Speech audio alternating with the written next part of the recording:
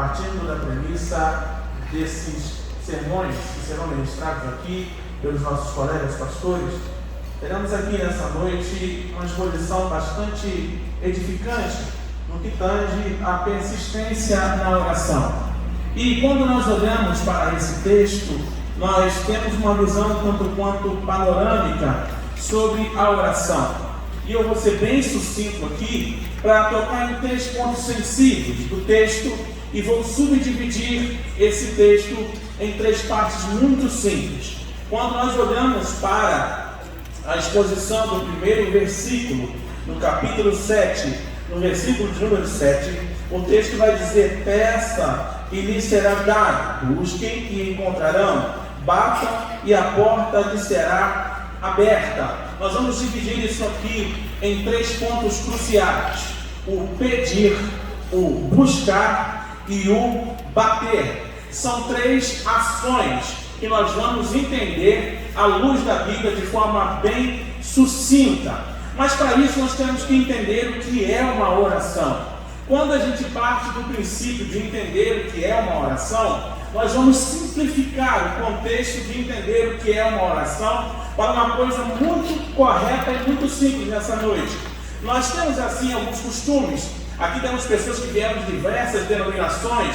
Alguns foram formados pela Batista, outros pela Presbiteriana, outros pela Nova Vida, outros pela Assembleia de Deus. E cada um tem um conceito de como começar a orar. E isso é muito comum. Mas a gente vai entender aqui dentro desse texto algumas questões muito interessantes que vão fazer você refletir nessa noite. Como por exemplo, a gente começa a orar de uma forma, dentro desse texto, entender que nós não precisamos ser tão formais para orar. E eu não quero aqui dizer sua oração tem que ser conduzida ao seu bel prazer, porque ela existe um significado, mas a oração em si, dentro do contexto desta mensagem, ela não precisa ser tão polida, porque você tem 3 ações dentro desta oração que você vai fazer. Você tem uma petição, você tem uma busca e você precisa bater para encontrar alguma coisa. Então vamos entender aqui de forma espiritual. Quando ele fala sobre pedir, ele está falando sobre uma oração sincera. Repita comigo: oração sincera. A oração sincera é a oração sem nenhuma formalidade.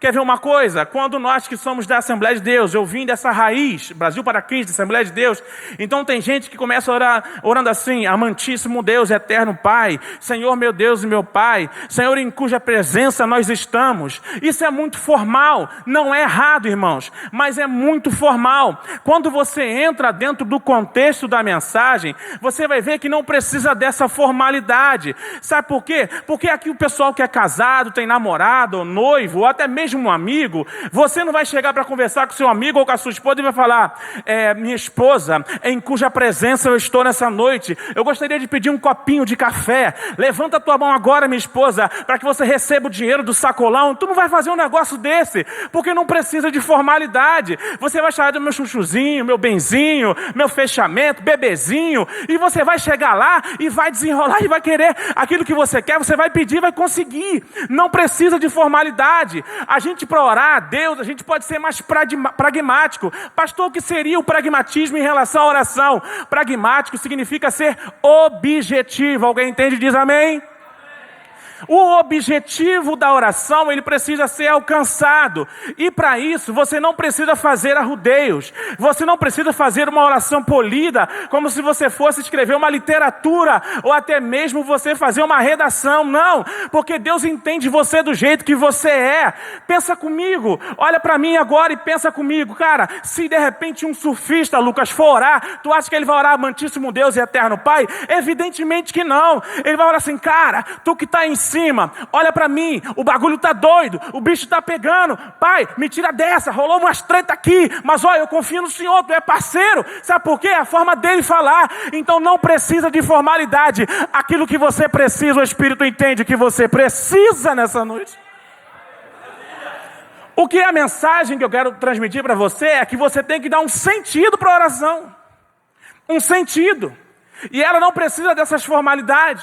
É evidente que você que tem o Espírito de Deus, você não vai orar pedindo uma casa na lua, como o pastor Marlon falou semana passada, porque é algo absurdo.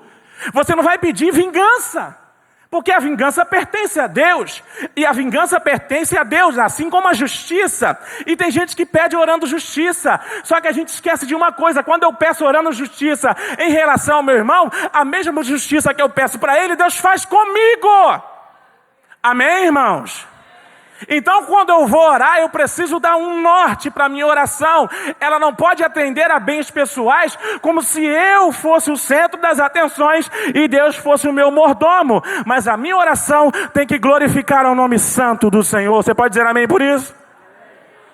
Aí você tem o primeiro ponto, que é o ponto de orar e pedir ao Senhor. Então, uma oração nesse ponto de pedir, ela é uma oração sincera, sem formalidade. Sincero, os antigos restauradores romanos, quando aquelas grandes construções ou as estátuas, elas começavam a apresentar rachaduras, eles colocavam cera para cobrir aquelas possíveis rachaduras, para maquiar o que estava por baixo. Só que quando o sol batia na cera, o que acontecia com a cera? Ela derretia. Então a imperfeição ficava à mostra diante de Deus. Você continua imperfeito, mas se você é sincero, Ele enxerga o fundo do seu coração. Você consegue entender isso?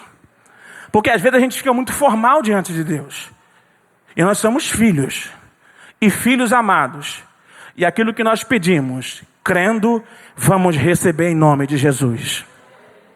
Pois bem, o segundo aspecto da oração, ele é muito correto, porque você vai falar de buscar. E a gente já olhou uma questão panorâmica sobre a oração. Quando a gente fala de busca, a gente fala de uma oração fervorosa. Repita comigo: oração fervorosa. Fala comigo: oração perseverante. Coloca ali na tela para mim, por gentileza, Lucas capítulo de número 18. A gente vai entender o que é uma oração perseverante. Lucas capítulo 18, versículo 1 vai dizer o seguinte: Jesus contou a seguinte parábola, mostrando aos discípulos que devia orar sempre e nunca desanimar. Prestem bem atenção que a busca está conectada à oração de maneira muito intrínseca. A gente não pode fugir do contexto. Versículo 2. Em certa cidade havia um juiz que não temia a Deus e não respeitava ninguém. Olha o detalhe: ele não temia a Deus e não respeitava ninguém. Versículo 3.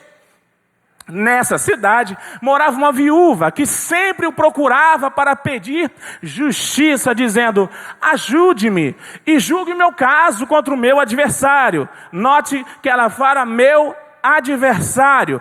Preste atenção, quando ela diz que é adversário, é porque no reino de Deus, quando nós entendemos a vontade de Deus, pastor Marlo, nós entendemos que a gente pode ter até adversários, porque adversário é quem não compatibiliza conosco. O adversário é a pessoa que pode não concordar conosco, e a gente pode ter alguns adversários, mas a Bíblia diz que a nossa luta não é contra a carne nem contra o sangue, mas contra os principados e potestades. Adversário a gente pode ter aqui na terra, mas inimigo só tem um, que é Satanás, e ele está vencido no nome de Jesus.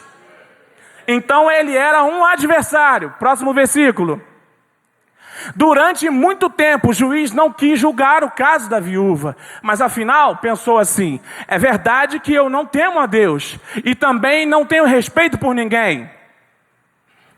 Porém, como esta viúva continua me aborrecendo, eu vou dar uma sentença a favor dela. Se eu não fizer isso, ela não vai parar de vir me amolar até acabar comigo. Versículo 6. E o Senhor continuou: prestem atenção naquilo que aquele juiz desonesto disse. Será então que Deus não vai fazer justiça a favor do seu próprio povo, que grita por socorro dia e noite? Será que Ele vai demorar para ajudá-lo? Eu afirmo a vocês, Ele julgará a favor do seu povo, e fará isso bem depressa. Mas quando o Filho do Homem vier, será que vai encontrar fé na terra? Você pode dizer amém por isso? Quando você olha para esse contexto aqui, Samir, é muito claro que esse juiz, ele não temia a Deus e não respeitava a ninguém. Mas a viúva, essa mulher aqui, ela estava procurando justiça. Repita comigo, justiça. Ela não estava procurando vingança, ela estava procurando justiça. A oração perseverante, ela tem um cunho de justiça, porque a oração perseverante, ela é direcionada a um Deus que conhece o profundo e o íntimo do nosso coração. Então, se eu pedir vingança, Ele não vai atuar, porque Ele não vai dar asa para você achar que você tem razão. Mas quando Ele atuar, Ele vai atuar com justiça, porque em todas as causas que você enfrentar na vida, sempre o nome do Senhor será glorificado. Então eu não vou direcionar a minha oração, eu não vou direcionar a minha busca fervorosa para eu conseguir vingança, mas eu vou orar ao Senhor para que a justiça de Deus brilhe como o sol do meio-dia. Você crê nessa palavra nessa noite? Presta bem atenção comigo aqui nesse texto. Ele não temia Deus e não respeitava ninguém. Essa mulher, ela sabia disso.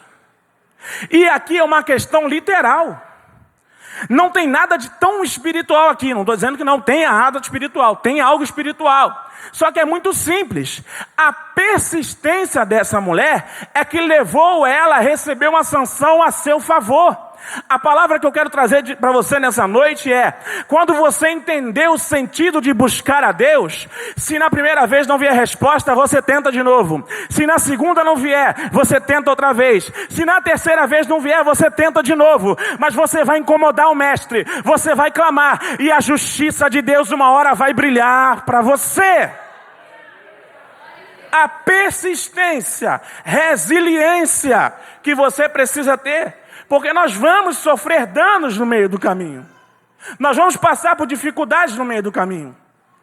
E a gente precisa entender que a gente não pode parar. Tem alguém olhando para a gente. Tem alguém que se espelha na gente. Tem alguém que fala assim: poxa, eu vou lá porque aquele irmão, aquela irmã, ele é um homem que não desiste. Ele é brasileiro mesmo, diz que brasileiro não desiste nunca. Então eu vou ser igual a esse homem. Eu vou procurar saber de onde que ele tira tanta força. Eu me lembro que, assim quando Deus recolheu a minha mãe para a eternidade, eu fiquei muito abalado, sim. Pastora Rosa, eu fiquei muito entristecido. O dia para mim foi complicado. Mas tinha um culto para fazer. No outro dia. Eu poderia e tinha a prerrogativa de fechar a igreja por causa dos meus sentimentos. Mas eu não fechei a igreja. Eu abri a igreja, pastor Marlon, e fiz o culto. Sabe por quê? Porque eu sabia, primeiro, para onde a minha mãe tinha ido. Ela tinha ido morar com Jesus de Nazaré. E a segunda coisa, tudo que eu passo aqui na terra terá um reflexo na eternidade. Eu preciso ser fiel a esse Deus em qualquer circunstância. Você consegue entender isso, irmão? O problema é que a gente, quando perde, a gente quer cobrar a Deus. A gente quer julgar alguém. A gente quer procurar um culpado. E às vezes até Satanás leva fumo nessa isso, amigo. Não deu certo, é a culpa do demônio. Acho que ele fica lá embaixo falando: meu Deus do céu. Mas não foi eu que fiz a dívida. Não foi eu que não paguei o cartão. Não foi eu que prometi não cumprir. Ele fica. Eu conto uma analogia, pastor Júlio, o senhor que é mestre em analogias, que uma vez uma pessoa estava lá no Poupa Tempo em Bangu e encontrou o demônio na fila. Satanás estava na fila do Poupa Tempo, Daniel. E ninguém entendeu nada e perguntou: gente, mas o que ele está fazendo aqui? O demônio na fila do Poupa Tempo? Meu Deus, está puxado mesmo. Aí perguntaram para ele: meu filho, meu camarada, está fazendo o que aqui? Aí ele falou: meu filho, está ruim para mim. Porque aquilo que eu tenho que fazer, tem gente fazendo o meu serviço, eu estou desempregado. Tem gente fazendo o meu serviço. Porque às vezes a gente se levanta contra Deus, contra o próprio Deus, gente. Igual o povo veio lá no Egito, o William pregou isso aqui. A coisa não aconteceu, Cris. Aí não, a gente prefere voltar para o Egito, comer pepino e vinagre. Irmãos, a gente tem que entender que quem persevera em oração não olha para trás, não murmura, porque sabe que do alto é que vem o socorro. A gente tem que parar com as murmurações. A mensagem de domingo foi brilhante. Ao invés de ter um hino na harpa, muito antigo, eu cantava lá na igreja, eu tocava, tome nota, ô Guilherme. Em vez de murmurares, canta um hino de louvor. Em vez de murmurar, canta. E outro hino diz, os mais belos hinos e poesias foram escritos em tribulação. Irmão, está passando no vale, está passando no processo, adora, glorifica, porque o nome do Senhor será glorificado quando você reconhecer que depende dEle. Persista. Oração perseverante. Oração fervorosa. Quantos aqui são fervorosos no Senhor nessa noite? A gente não pode parar. E caminhando para o final, o terceiro tópico vai falar sobre bater. E aqui, pastor Júlio, bater denota a oração desesperada. Alguém pode falar assim, peraí, pastor, isso não é um paradoxo? Pastor Júlio, que é um mentor aqui na psicologia, na sociologia, ele fala que o desespero em níveis estratosféricos é ruim, é fato, é terrível, provocador, desequilíbrio, ansiedade. Só que o desespero aqui, da oração desesperada, não é o desespero, porque alguém não sabe o que vai acontecer. Essa oração aqui desesperada é alguém que sabe para onde está indo. Pastor, mas o que está querendo dizer aqui? A oração do desesperado aqui é o clamor fervoroso de alguém que precisa de um milagre. Quantos precisam de um milagre aqui nessa noite? Ah, pastor, mas peraí, está meio estranho isso aí, então vamos para a Bíblia. Marcos capítulo 10, versículo 46. Jesus e os discípulos chegaram à cidade de Jericó. Quando ele estava saindo da cidade com os discípulos, uma grande multidão encontrou um cego chamado Bartimeu. Toda vez que você vê o prefixo bar, significa filho de. Então, se é Bartimeu, é filho de Timeu, correto? Se é Bar Jonas, é filho de Jonas. Bar, prefixo de filho de. Vamos lá. Onde que eu parei, meu Deus do céu? Vamos lá, vou repetir. Jesus e os discípulos chegaram à cidade de Jericó. Quando ele estava saindo da cidade com os discípulos e uma grande multidão, encontrou um cego chamado Bartimeu, filho de Timeu. O cego estava sentado à beira do caminho pedindo esmola. Vai. Quando ouviu alguém dizer que era Jesus de Nazaré que estava passando, o cego começou a Jesus, filho de Davi, tem pena de mim. Quando ele começa a gritar, Jesus, filho de Davi, tem pena de mim, dois aspectos aqui dos discípulos começaram a pairar na cabeça dos discípulos, evangelista William. Qual é esses dois aspectos? O primeiro era de um mestre achar que eles estavam incomodando. Eles queriam de repente achar que o mestre ia dar uma retruca em Bartimeu por estar gritando. O segundo aspecto é pelo fato de ser uma multidão de discípulos, eles poderiam ser taxados como revolucionários e de repente acionar a guarda dos pretorianos. Então a preocupação era essa. E o que aconteceu? Eles logo gritaram para que eles se calassem. Mas vamos continuar o texto. Vai, próximo versículo. Muitas pessoas o repreenderam e mandaram que calasse a boca, mas ele gritava ainda mais: filho de Davi, tenha pena de mim. Quando ele continuou a clamar filho de Davi, existe algo aqui que a teologia explica. Existe algo chamado segredo messiânico. Já reparou que alguns milagres que Jesus fazia, ele dizia assim para o cara que era curado ou para a pessoa que era curada: ó, vai e não fala para ninguém. Não fala para ninguém. Por quê? O segredo messiânico, ele era um entendimento do Cristo que havia um momento certo do ministério dele ter publicidade, tornar-se público. E nesse momento aqui ainda não era o momento do ministério do Cristo ser tornado público. Então ele pedia para que não falasse nada. Mas quando esse cego aqui, ele disse filho de Davi, irmãos, só chamava ele de filho de Davi quem conhecia a história, a essência de um judeu de verdade e conhecia as promessas. Sabe por que você está aqui gritando filho de Davi? Porque tu conhece a essência do Deus que você serve e tu não vai parar de gritar enquanto ele não te atender. Vai. Então Jesus parou e disse: chame-o cego. E eles chamaram e lhe disseram: coragem. Isso aqui é muito forte.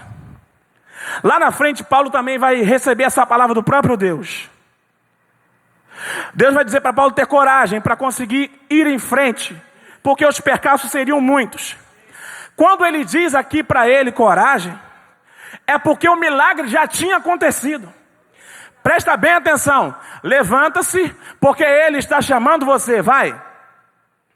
Então Bartimeu jogou a sua capa para o lado. Levantou-se depressa e foi até o lugar onde Jesus estava. O que é que você quer que eu faça? Perguntou Jesus. Mestre, eu quero ver de novo. Respondeu ele. Vá, está curado, porque teve fé. Afirmou Jesus. No mesmo instante, Bartimeu começou a ver e de novo foi seguindo a Jesus pelo caminho. Preste bem atenção nesse contexto desse último versículo aqui. Quando ele disse assim, vai, você está curado porque você teve fé, ele não recebeu uma cura, ele recebeu duas curas. A primeira era a cura física, porque ele já estava enxergando Cristo, ele já via tudo à sua volta. Mas sabe qual é o problema do século 21? Às vezes dentro da igreja isso acontece, é que as pessoas recebem a bênção, mas não seguem o dono da bênção. Que isso, pastor? O texto vai dizer que no mesmo instante que ele começou a ver de novo, ele foi seguindo a Jesus pelo caminho, ele recebeu a cura para os olhos e recebeu a cura para a alma, porque depois de receber o milagre, só seguindo a Jesus, só seguindo a Jesus. Você consegue entender isso aqui? Depois, ele já estava enxergando, ele poderia, opa, já recebi, vou para casa ver o Jornal Nacional, já estou enxergando, eu já vou logo ver o DVD do Kiki Franklin, eu só ouço, agora eu vou ver como é que é esse neguinho. Todo mundo fala que ele é gente boa. Não, ele recebeu o milagre, pastor Elialdo, mas continuou seguindo a Jesus.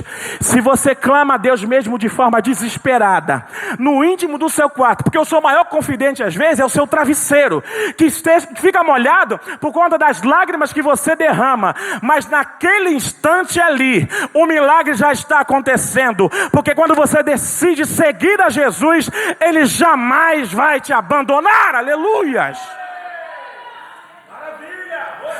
O distanciamento social que houve na pandemia também trouxe distanciamento espiritual, Cris.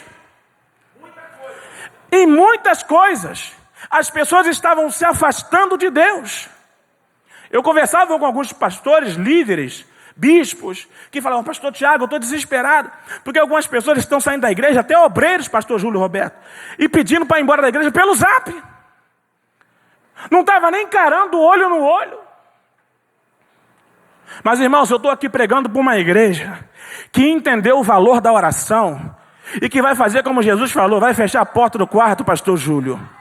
Aleluias. E não é o teu pai que te ouve em secreto. Aí que está o segredo. É o teu pai que te vê. O teu pai que te vê em secreto. Sabe por quê, irmãos? Quando nós entendemos a grandeza da oração, a grandeza de Deus, Ele consegue enxergar o mais profundo do nosso coração. Então não tem como você esconder nada de Deus no quarto secreto, porque aquilo que os ouvidos não podem ouvir, os olhos vão ter percepção. E Deus está dizendo para essa igreja nessa noite, me busque em oração, mas rasgue a tua alma sinceramente, porque eu vou fazer um milagre nas vossas vidas. Você entende isso aqui, irmão? Você entende o valor disso aqui? E eu me pego pensando, num tempo, pastor Marlon Brunner, que a igreja do Senhor, quando deixa de perseverar na oração, ela perde a essência da coisa mais linda que Deus tem e é. Como essência. Qual é a essência de Deus? Repita comigo, o amor.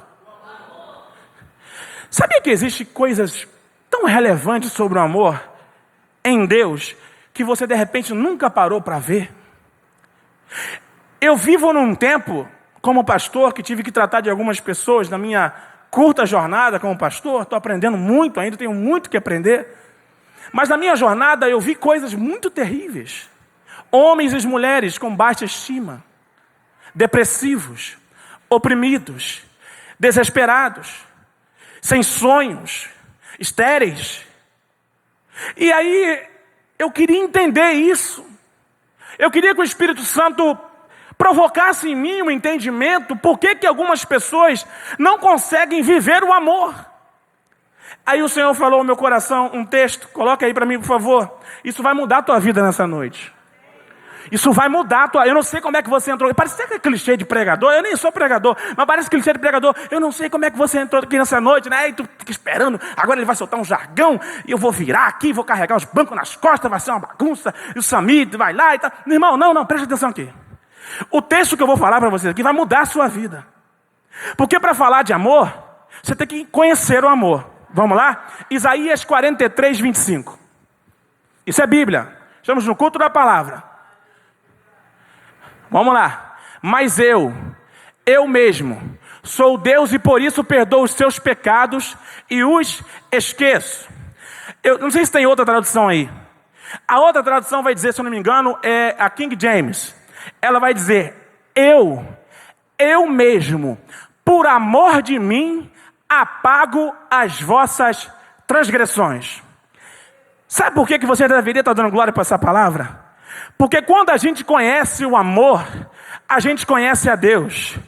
E se Deus está dizendo que se ama, você também precisa se amar. Não tem como você amar ninguém na sua vida ao seu redor se você não se amar. Mas pastor, como é que eu não consigo me amar? Porque existe ausência de Deus. Existe ausência de Deus. Mas nessa noite, o Espírito de Deus está aqui para fazer você se amar primeiro. Porque quando o amor de Deus irradiar dentro de você, você vai entender tudo o que acontece à sua volta. Você pode dizer glória a Deus por isso? Repete comigo, se Deus se ama, pode ser melhor, se Deus se ama, eu também tenho que me amar. Isso é uma verdade absoluta. Eu, por amor de mim, pastora Rosa, Deus se ama. Ele é a essência do amor. Parece um paradoxo, né, pastor Júlio? Parece uma coisa meio complexa de entender, mas não. Ele é a essência do amor. Eu brinco com a Raquelzinha, minha esposa, falo, Raquelzinha, dizem por aí que o amor é cego. Ela fala, é mesmo? Eu falei, é. Em relação a você, tomara que ele continue cego. Se tu abrir os olhos e ver quem sou eu, tu não vai continuar nesse casamento mais de jeito nenhum. Vai olhar para essa minha cara assombrada e vai querer ir embora. O amor de Deus, ele é tão perfeito, que ele fez com o seu filho, o rapaz, o plano mais lindo do mundo. O plano mais lindo do mundo foi o plano da salvação. Porque por amor a você, porque Paulo vai dizer que nós estávamos mortos em delitos e pecados. Estávamos fadados e réu a perder tudo. Mas naquele grande dia, na sexta-feira da crucifixão, quando ele foi subindo ao Calvário, e ele foi morto na sexta-feira, vocês lembram dos dois discípulos no caminho de Emaús? Eles estavam aborrecidos, estavam com o coração pesado, com a esperança lá embaixo, sem simplesmente entender o que acontecia, porque eles estavam no domingo com o sentimento da sexta-feira. O sentimento da sexta-feira era o da perda. O mestre foi embora, ele nos deixou, mas eles esqueceram que domingo era o domingo da ressurreição, era o domingo da graça, era o domingo da unção, era o domingo do ressurgir. E sabe o que você precisa entender nessa noite? Ele verteu o sangue dele para você ter vida, porque você precisa dele. Agora eu vou terminar. Agora eu termino. Eu preciso de Jesus. Eu preciso do sangue de Jesus. A gente comete algumas gafes e Deus perdoa isso, tá, gente? Eu não estou aqui sendo preciosista nem polêmico. Mas às vezes um demônio se manifesta na igreja. O sangue de Jesus tem poder, mas o sangue de Jesus não é para expulsar demônio. A gente coloca uma coisa tão preciosa para algo tão diferente. O sangue de Jesus é para perdoar os teus pecados e purificar as tuas vestes. Davi vai fazer a seguinte pergunta: Senhor, quem vai entrar no seu santuário? Samir, a resposta é: aquele que é limpo de mãos e puro de coração, e que não entrega sua alma à vaidade. O Espírito de Deus que opera entre nós aqui está purificando corações através de uma oração sincera. Eu sinto Deus aqui nessa noite. Irmãos, hoje é culto da palavra. Eu sei que não é para você pular nem sapatear, e nem precisa disso. Eu preciso que você entenda isso aqui. A verdade absoluta do universo, com todo respeito, meu amigo, meu grande professor, os filósofos às vezes achavam que estava na natureza, correto? Alguns achavam que poderiam encontrar na natureza. O outro disse, penso, logo existo. Mas quando ele esbravejou isso, ele estava num momento de soberba. Porque ele achava que tinha a verdade. Tinha descobrido a verdade do universo. Eu não quero aqui criar polêmicas. Eu quero levar você a uma reflexão que os próprios filósofos lá na frente começaram a entender. Eles começaram a entender que existia alguma mente brilhante que colocava ordem no caos. E eu sinto Deus para falar isso para você aqui nessa noite. Eu não sei qual é o caos que está a tua vida. Eu não sei nem se está parecendo com o Big Bang. Mas uma coisa eu sei. Jesus coloca a ordem aonde está tudo fora do lugar. Você crê nessa palavra nessa noite, irmão? Tem coisas que ficam fora do lugar. Porque faltou perseverança. Porque faltou bater. Porque faltou buscar. Mas o sentimento que eu tenho no meu coração nessa noite é que o Espírito de Deus conseguiu abrir os teus olhos nessa noite. Sabe, o tempo mais precioso, são dois momentos muito preciosos na vida do ser humano. É quando ele não perde tempo, ele ganha tempo. Buscando a Deus e estando com a sua família. São dois momentos cruciais. E que Deus resgate em nós pelo Espírito Santo a proximidade com Ele. Se não me engano, o Billy Graham falou: ore, mas ore muito, ore incessantemente, até que você e Deus sejam um. Você pode glorificar a Deus por isso? Se a gente der o devido valor à oração, eu vou fechar agora, mano.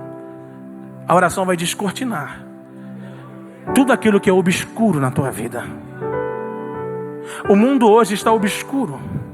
As pessoas estão amargas, pastor Elialdo, porque elas não conseguem ter aquilo que Adão ficou preocupado quando pecou. Porque Adão, quando pecou, ele correu de Deus. Mas Davi correu para Deus. Eu queria que você entendesse uma coisa. Pastor, o que é pecado? Pecado é transgredir. Transgressão de leis. Mas Paulo vai dizer que o sangue de Jesus Cristo, seu Filho, nos purifica de todo o pecado. Sabe por que a tua oração está sendo ouvida lá em cima? Porque vocês foram justificados pelo sangue de Jesus de Nazaré. Cadê os justificados aqui nessa noite? Creia nessa palavra. Creia na oração. Levante um altar de adoração e de oração dentro do seu lar, com a sua família. Às vezes a gente perde tempo discutindo, brigando. Vamos ganhar tempo orando. A Bíblia vai dizer: orais uns pelos... Então rolou um estresse com a tua esposa, deixa eu orar por você, amor. Rolou um estresse com seu marido, deixa eu orar por você. Teu filho está meio atribulado porque o Vasco perdeu, é normal. Ora pelo teu filho. Vamos ganhar tempo procurando Deus. Às vezes de manhã, as senhoras donas de casa têm um encontro com a Fátima Bernardes. E agora eu vou fechar mesmo. Mas existem dois encontros na vida que a gente precisa ter. Um encontro, todos vocês já tiveram. E até o ímpio já teve. Pastor, qual é o encontro que o ímpio já teve? E todo mundo tem. O encontro com o poder de Deus, bro. Que isso? Todo mundo já viu o poder de Deus. Daquele carro que quase pegou você. Aquele tiro que bateu na tua janela, mas não atingiu a tua filha. Aquela porta que abriu no último minuto e você conseguiu pagar a sua dívida. Poder de Deus. Todo mundo tem um encontro com o poder de Deus, amém, irmãos? Só que tem um encontro que é maior e o melhor de todos. Melhor do que o encontro com o poder de Deus é um encontro com Deus. Porque só tem um encontro com Deus quem vai para a intimidade com Ele. Quantos querem ter um encontro com Deus aqui nessa noite? Pastor, mas eu sou crente. Mas às vezes você está aqui, mas está com o teu coração pesado, aflito. Mas hoje é noite de encontros com o poder de Deus. Mas encontros com Deus através de uma oração sincera. Você pode ficar de pé por um instante? Eu vou orar finalizando essa mensagem, mas eu gostaria que você fizesse a oração mais sincera que você já fez. Faça a oração mais sincera que você já fez. Uma vez eu aprendi isso com a minha esposa, Raquelzinha. Minha esposa é gente boa. Uma vez ela estava orando no quarto e eu flagrei ela orando. E eu sou assembleano, ela também é, mas ela é uma assembleana aloprada. E eu cheguei no quarto, ela estava bem assim, não estou aguentando mais. Está apertado. O que está acontecendo? O senhor não vai fazer nada por mim? Eu preciso que o senhor faça alguma coisa por mim. Já deu errado? Estou ficando depressiva? Estou cansada? O senhor não vai fazer nada não? Eu estou esperando o senhor fazer alguma coisa. Estou muito irritada. Aí eu saí e falei assim, mano, essa oração ainda não vai ouvir não. A mulher está estressada. Parece um samurai chinês, japonês, sei lá. Falei, cara, essa oração Deus não vai ouvir não. Aí eu falei assim, amantíssimo Deus, eterno Pai, perdoa minha esposa. E eu achei que Deus não ia ouvir a oração dela, porque ela estava estressada, ela orou estressada. Ela foi sincera, ela abriu o verbo, ela reclamou, gente. Mas alguns dias depois, a resposta chegou. Aí eu fui questionar Deus, eu falei, Senhor, ela fez uma oração meio pesada, meio marrenta, e por que o Senhor ouviu?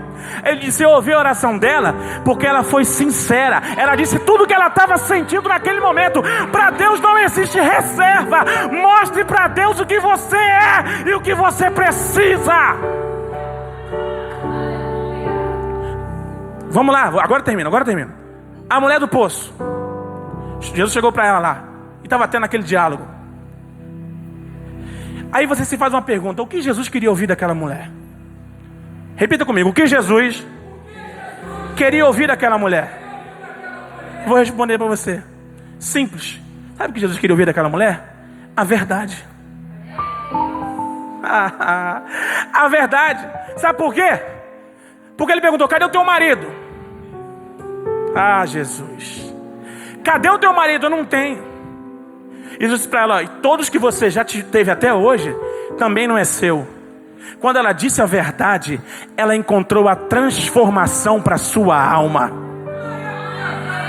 Ore de forma sincera, rasga o teu coração e fale para Deus o que você precisa. Deus não precisa de teatro para entender a mensagem que você tem para falar. Ele só precisa que você seja sincero. Ó Pai, Tu estás aqui nessa casa nessa noite. Eu te louvo porque essa palavra falou primeiro comigo, Senhor. Primeiro ela rasgou em mim, ela bateu no meu coração, ela me ensinou, meu Pai.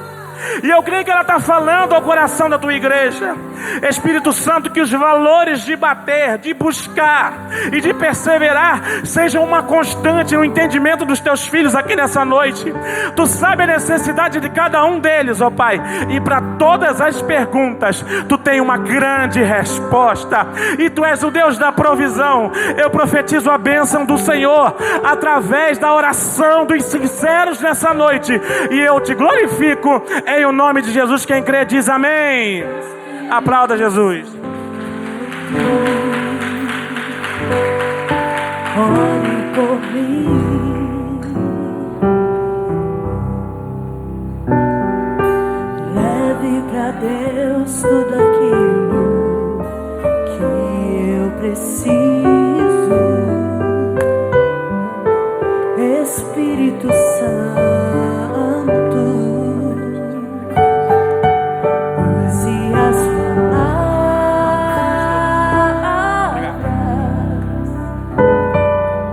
que eu preciso usar, mas não consigo.